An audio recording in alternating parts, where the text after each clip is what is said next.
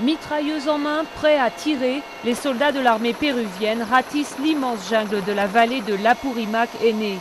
Leur mission, localiser les laboratoires clandestins de cocaïne, mais aussi débusquer les rebelles du Sentier Lumineux qui protègent les trafiquants de drogue. À présent, les guérilleros du Sentier Lumineux sont isolés dans une région d'environ 4000 km². Ils opèrent sur un terrain très difficile, avec une géographie inhospitalière qui complique souvent les actions des forces armées. Face aux rebelles, les autorités péruviennes gagnent du terrain, mais elles sont en train de perdre la guerre contre les narcotrafiquants.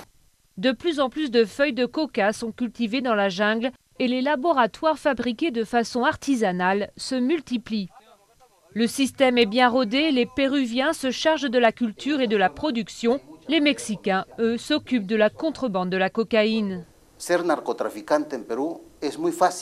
Au Pérou, c'est très facile de devenir trafiquant de drogue. Et c'est exactement pour ça que le trafic de stupéfiants devient un monstre de plus en plus robuste qui agit en toute impunité. Au Pérou, 300 000 familles dépendent de la culture du coca.